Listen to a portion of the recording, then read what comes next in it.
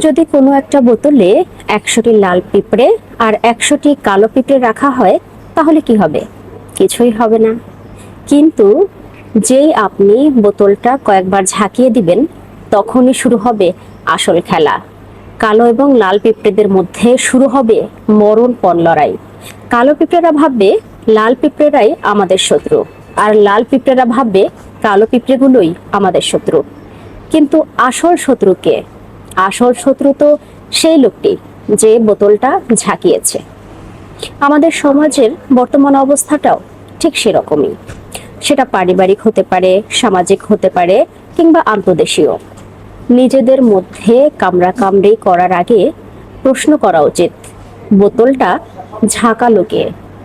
যদি আপনিও সেরকম কোনো পরিস্থিতির মধ্য দিয়ে যান, তাহলে একটু থামুন, গভীর নিঃশ্বাস নিন এবং একটু গভীরভাবে ভাবুন, প্রবলেমটা আসলে কোথায়।